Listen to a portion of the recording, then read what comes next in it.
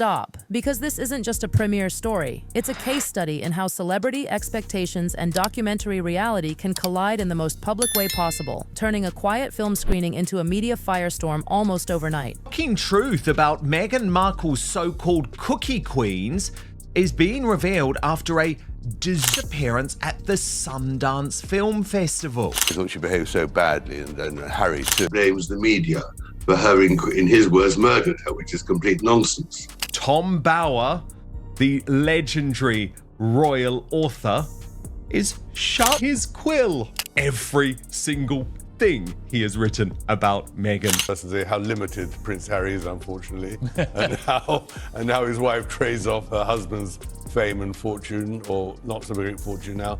I mean, this is the problem, but we're still interested because, after all, he's a great character in our modern day. Meghan was angling for an invite to this funeral. She saw it as an opportunity. She's not wrong there. These big celebrity funerals, they're not like ours. They really are networking moments. I went to Joan Rivers' funeral. Wanted firstly to be seen with Harry, and secondly didn't want to go somewhere where she'd appear cheap and give it gratis. And this year, she is desperate to be seen.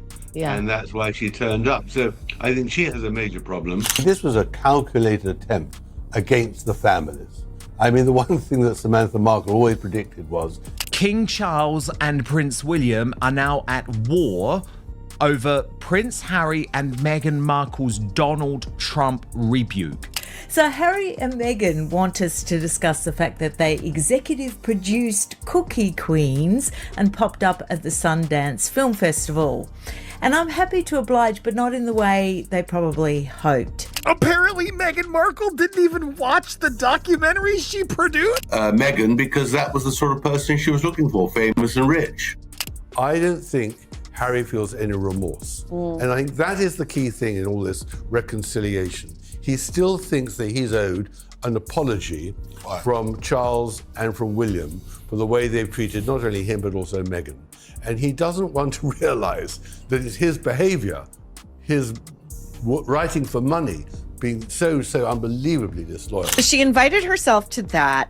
The only place that she has a standing open invite to where she will not appear, a tragedy. The frenzy didn't begin inside the theater. It began online, in columns, in reaction videos, and in the widening gap between what people thought this project was and what it actually turned out to be. When high-profile figures like Meghan Markle and Prince Harry attach their names to a documentary, audiences don't walk in neutral. They arrive carrying assumptions about prestige, polish, and a clear message. So when early viewers and commentators suggested the film's themes were more complicated and in some interpretations more uncomfortable than expected, the narrative shifted instantly from celebration to scrutiny. Perhaps. So he's they toddle over to Sundance, where allegedly they have produced, their names are on the stock as a producer, a documentary about Girl Scouts trying to sell their cookies. It's called Cookie Queen. Edge of your seat viewing, okay? Now, there are reports, the Daily Mail has, that the Sundance screening had rows and rows and rows of empty seats, while the Sussex squad, those nebulous 10 fans out there, claim that it was a standing room only, sold out screening, because who doesn't want to watch a bunch of 8-year-olds trying to sling some cookies over at the local Stop and Shop? Film festivals are emotional ecosystems. Applause, silence, walkouts, standing ovations, each becomes symbolic. But context matters. Smaller venues, overlapping screenings, weather, and competing premieres all influence attendance and energy. Still, once the story took hold that this screening didn't have the electricity people expected from a celebrity-backed project, that perception became the headline, regardless of the many logistical reasons festival audiences fluctuate. It's no surprise, really, that it seems Meghan has no idea about the truth of the film that she is promoting, given that she decided to buy it without actually having anything to do with its production. But of course, Meghan's behavior towards the children themselves is also being exposed. Look at this from the red carpet, where she really did prove that she don't like these children. She's not at all interested about being around these children.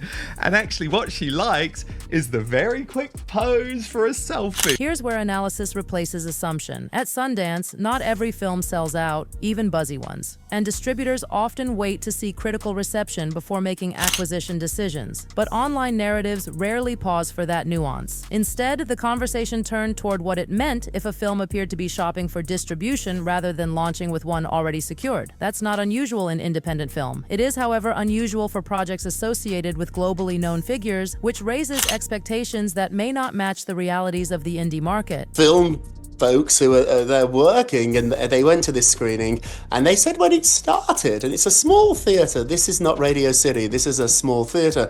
When it started, there was about 150 empty seats.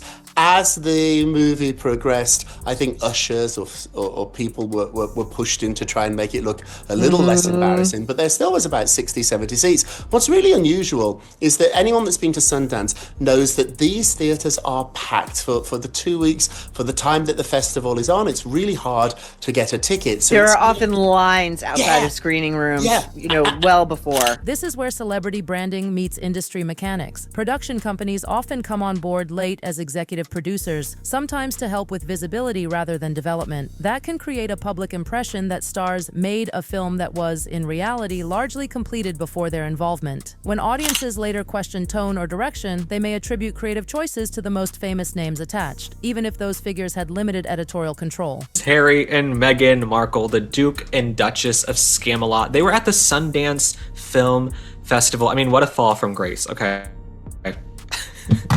They're at a film festival doing the red carpet like wannabe influencers and celebrities when they were real royalty, right? People would have been flying to see them. Celebrities who were at Sundance would have been jumping through rings of fire and hoops just to hang out with her if she were still a duchess, right? If she were still a duchess and living over in, London eating crumpets and scones, people would be jumping through hoops to hang out with her. And now she's having to do these desperate PR stunts. So the distribution conversation matters because it shapes how success is defined. A streaming debut signals corporate confidence. A festival marketplace run suggests a film still searching for its home. Neither is inherently negative. Many award-winning documentaries began that way.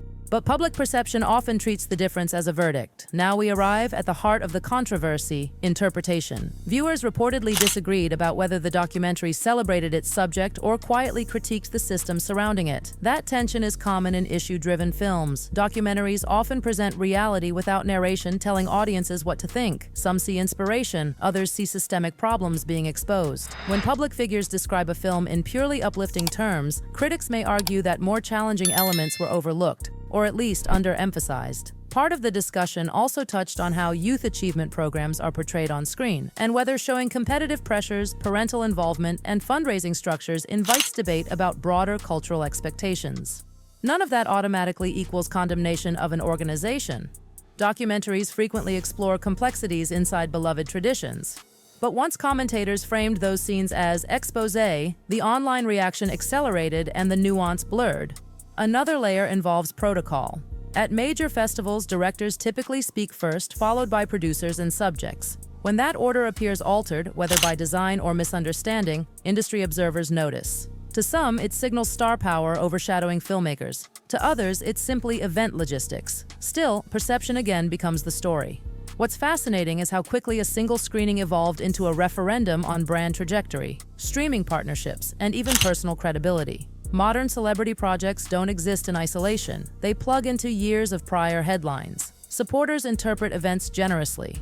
Critics connect them to earlier narratives. Neutral observers watch the clash unfold like a live case study in reputation economics. And beneath all of it sits the simplest truth of filmmaking. Once a documentary leaves the editing room, it belongs to the audience. People project their own beliefs onto what they see. Some call it powerful, others call it misguided. Neither reaction proves intent. It only proves that the film touched a nerve. Right now, what's verifiable is limited. The film premiered, reactions were mixed, distribution discussions are ongoing, and commentary from media figures amplified the loudest interpretations. Everything else lives in the realm of opinion, inference, and the speed of the online rumor cycle. Because in today's media environment, perception can harden into fact before the closing credits finish rolling. What happened after the screening is where the story truly snowballed, not because of anything officially announced on stage, but because interpretation filled the silence faster than facts could. The morning after the premiere, commentary began to crystallize into competing narratives. Some viewers described the film as heartfelt but uneven. Others focused on structural critiques they believed the documentary raised about youth fundraising culture and parental pressure. Neither interpretation was inherently outrageous. Documentaries often function precisely by showing real-world tension without spelling out a moral. But once those reactions left the theater and hit social media, nuance didn't travel with them. Instead, the conversation splintered into extremes. Supporters framed the film as a spotlight on ambitious young people and family dedication. Critics argued it unintentionally revealed uncomfortable truths about how competitive systems shape childhood experiences. The filmmakers may have intended viewers to wrestle with those contrasts. Online discourse, however, prefers verdicts over questions. That gap between artistic ambiguity and internet certainty became the fuel. Another element feeding the narrative was expectation versus positioning. When audiences see globally recognized public figures connected to a project, they assume a clear, polished message aligned with those figures' public advocacy. If the documentary instead presents messy reality, financial strain, emotional stakes, complicated motivations, viewers may feel the promotional framing didn't match the on-screen complexity. That perceived mismatch often becomes labeled as disconnect, even if it's simply the nature of verite-style storytelling. Then there's the business side, which the public rarely sees but always speculates about. Distribution deals are negotiated through a mix of market strategy, timing, and platform branding needs. A documentary might be critically praised and still struggle to find a streaming home if executives believe it doesn't fit current programming lanes. Conversely, some films sell instantly based on topical urgency or awards buzz.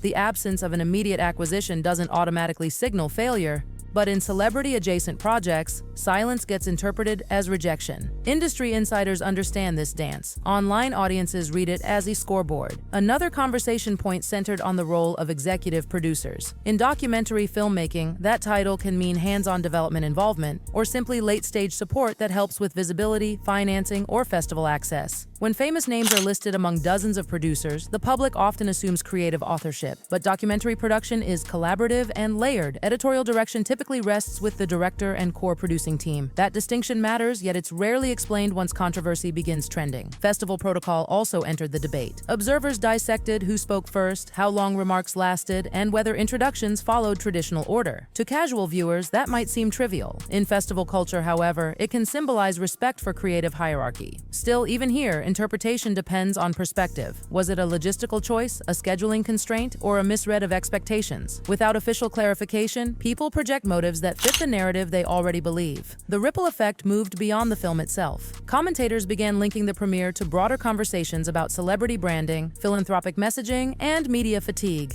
High-profile figures exist in a constant loop of coverage. Each new appearance is judged against years of prior headlines. Supporters view participation in socially themed projects as consistent advocacy. Skeptics view the same participation through a lens of image management. The event becomes less about the film and more about symbolic meaning attached to familiar names. Meanwhile, the documentary, the actual work created by filmmakers, risks getting lost. This is a recurring phenomenon at festivals. The story about the film overtakes the film. A quiet character study becomes the movie that shocked audiences. A nuanced social portrait becomes the exposé nobody expected. Journalistic shorthand compresses complexity into angles that travel well in headlines.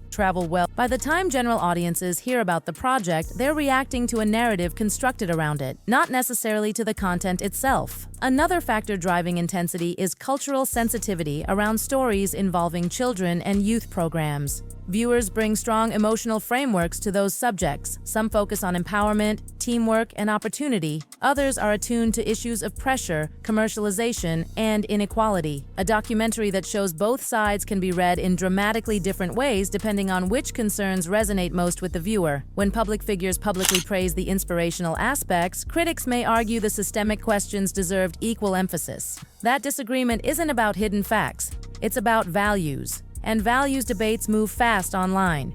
What's often missing in the digital storm is time. Festivals are only the first step in a film's life cycle. Post-premiere Q&As, critic reviews, distribution negotiations, and potential edits can all reshape how a documentary is ultimately presented to wider audiences. Early reactions are snapshots, not final verdicts. Yet in the age of instant commentary, snapshots get treated like permanent judgments. From a media analysis standpoint, this moment illustrates how celebrity involvement amplifies volatility.